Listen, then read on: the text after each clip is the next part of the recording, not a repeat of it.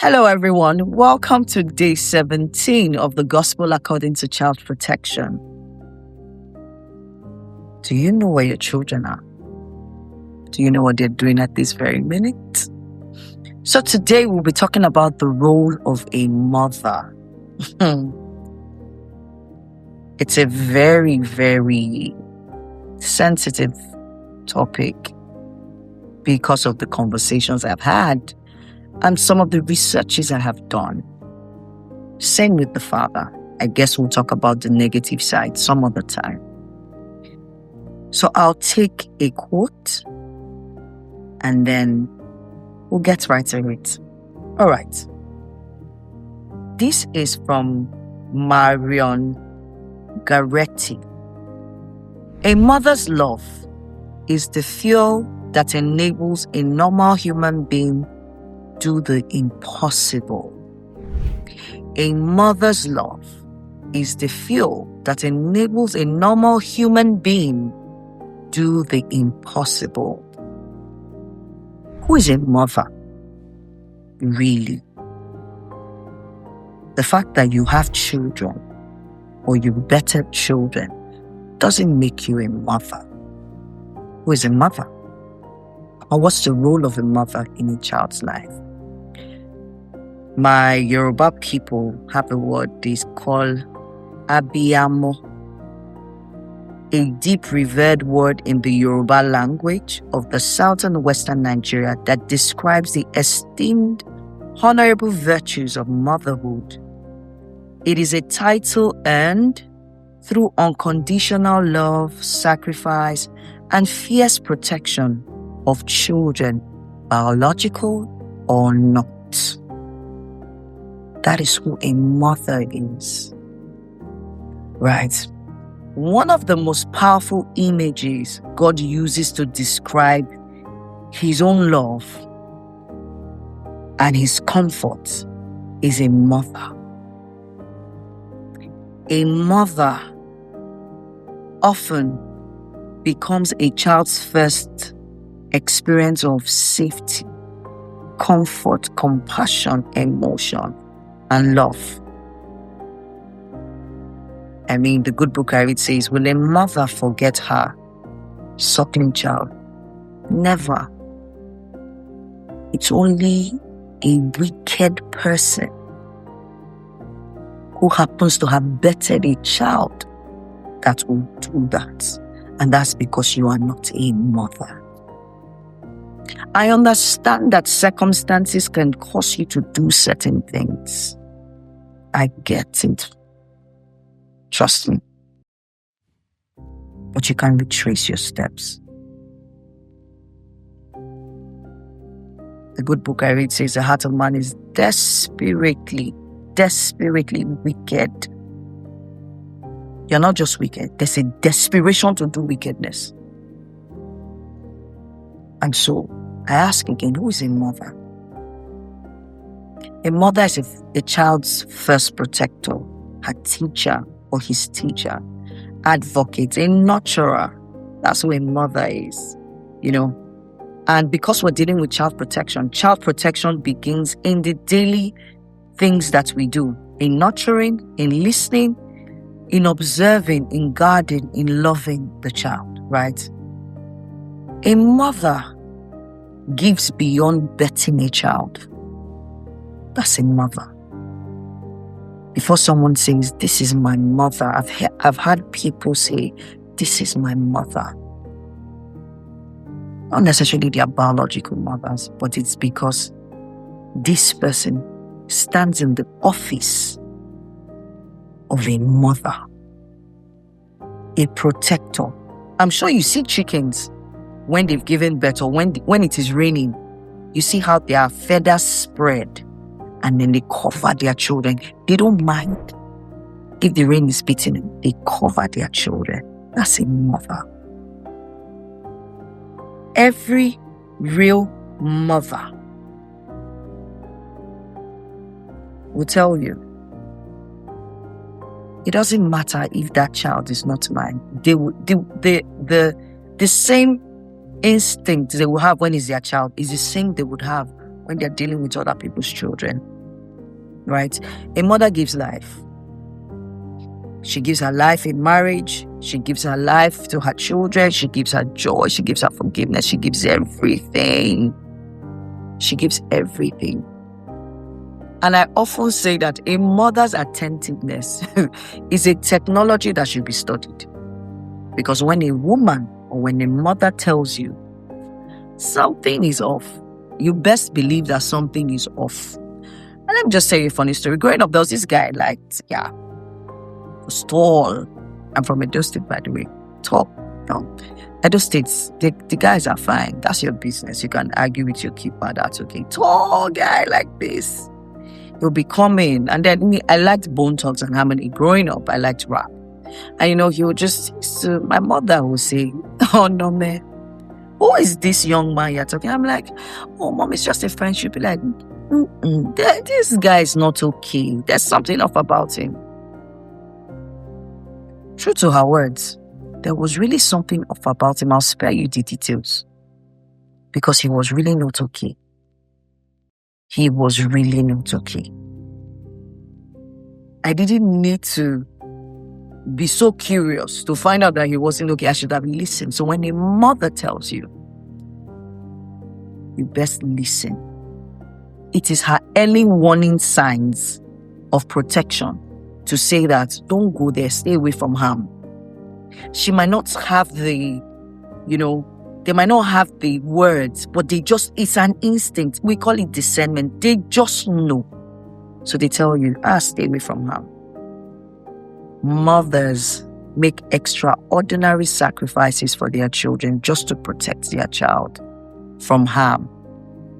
I mean, a good example from the good book I read is, how do you pronounce her name? Jochebed, Moses' mother. How is it that you devise a plan for your child's survival? You know that they are killing your child. You by yourself, you are orchestrating plans for how this child will survive. Being a mother is a privilege. It is a privilege to be a mother. You know that God gives us children as precious gifts.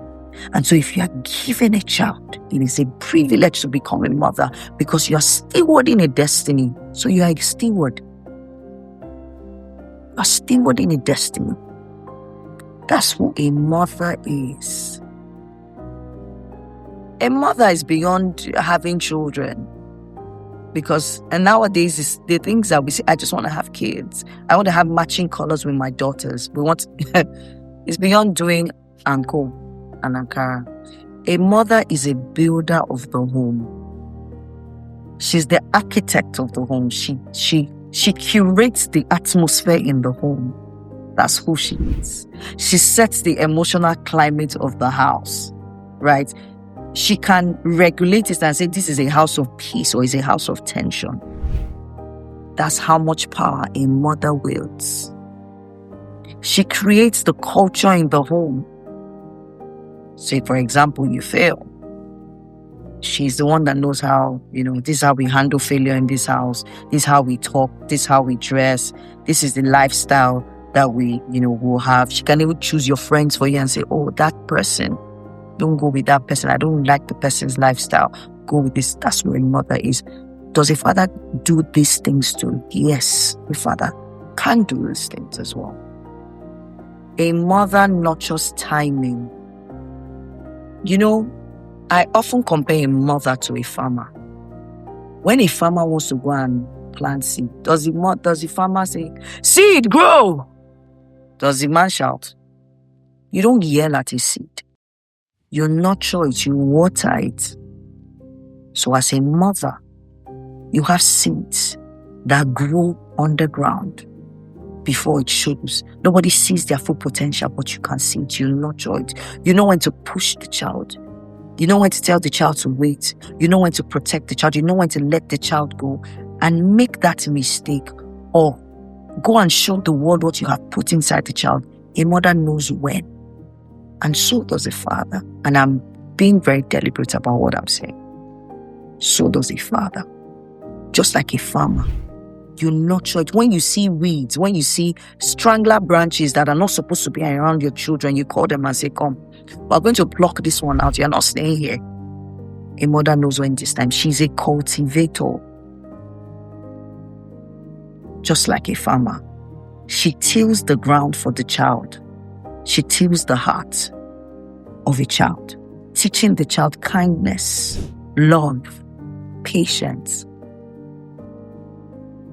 I learned kindness from my mother. It used to annoy me growing up. But I'm a premium version of who she is. I learned patience from my mother. She cultivated my heart unknowingly. I saw her do things that I'm like, what is this? But that's what she did. Like I said, a farmer will never yell at his seeds. So sometimes yelling at your children, that kind of destroys something inside them. Cultivate that seed so that it can grow properly. Cultivate it. A mother knows how to name things. They give you an identity. And your mother will say, you're such a loving child. Do you know what that does to you as a person? So when anybody tells you outside, you don't know how to love, no. My mother told me I'm a loving child. She tells you, I believe in you. I like the way you take care of your siblings. I like the way you handle things. I think I was in I don't know if I was 18, I'm not sure. So my mom now is a retired matron. When I just started my monthly period, I used to get easily irritable. I didn't know. So one day my mom sat me down and said, oh no, man, that's what she calls me. She said, you're acting weird. I saw you yesterday. You flipped unnecessarily. You're doing the same thing again today. Is your period about to start? I said, I don't know. She said, let's watch. 2 days later, my period started and she said, watch it. The fact that your period is coming, it means your mood is changing. Be careful how you speak to people. Be careful how you react. She might not have had the words, but she had native intelligence. She knew exactly what she was saying. So mothers, they know how to name things. Mothers see the blind spots that you don't see. They see what the fathers are missing. They see what the children, they're missing. She has discernment. She rescues her family because she has strength. She has the strength to stabilize her husband. She has the strength to stabilize her home. That's who a mother is. So ask yourself, it's beyond betting children, wearing nice clothes. Who is a mother? Are you a mother? It's not the one that goes about lying just to protect her children. No. The one that ensures that my child turns out right and says, I will defend my child's honor. That's who a mother is.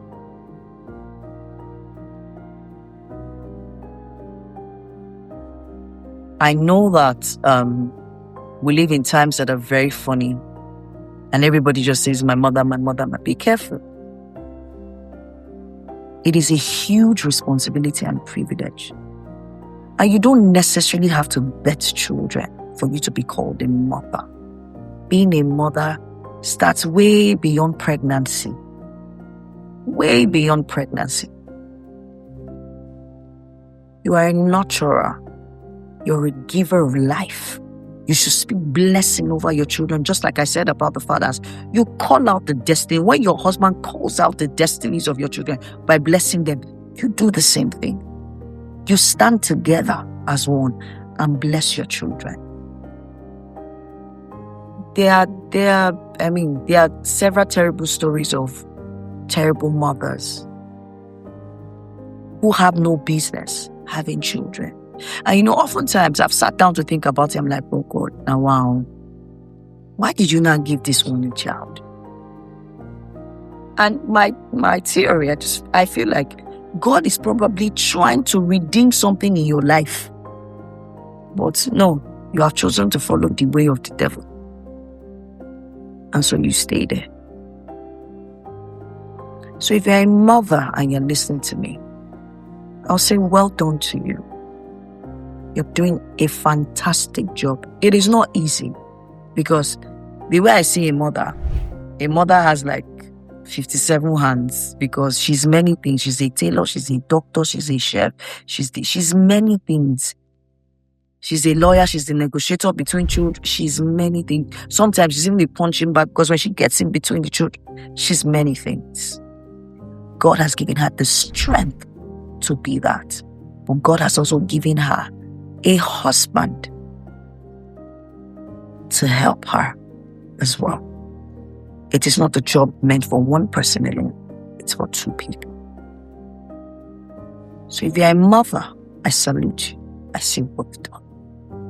And for those of us who are not yet married, or who are young girls, and one day you want to be a mother, maybe you should sit down and ask yourself, what kind of mother do I want to be?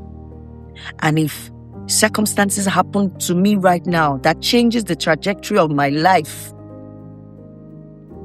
am I going to run away from being a mother, or am I going to face it? Because a lot of young girls that we have out there who are broken, they came from broken homes. Yes, we have good people who have come from broken homes, but most of them come from broken homes. And it is just a pattern that is beginning to start all over again. So I'll leave you with this charge as a mother. A mother's influence reaches far beyond childhood. A protected mother is better positioned to protect a child. A strengthened mother strengthens family. When families are strengthened, communities become safe for children. A mother is an emblem of strength. How can you protect a mother? When the father stands with her, when the community stands with her, when her own villagers, her in-laws, her friends, her brother-in-laws, when they stand with her. Same thing goes for fathers. So like I said, I salute you if you're a mother and you're doing the right job and you're doing the right thing to raise your children, because all of these things that we do is in the best interest of a child. So when you see your seed tomorrow, you can say, I have done a good job, because God has given you these children for a short time. What memories are you living with them? Are you teaching your children to be terrible women, or are you teaching them to be amazing women? Because sometimes when I look at girls, if you had a mother, you wouldn't dress like this. And the first thing I always say is, who trained you? Where is your mother? Where is your father? Let's do right by ourselves, by our children, and by the society that we live in. I'll see you tomorrow for day 18. Goodbye, and God bless you.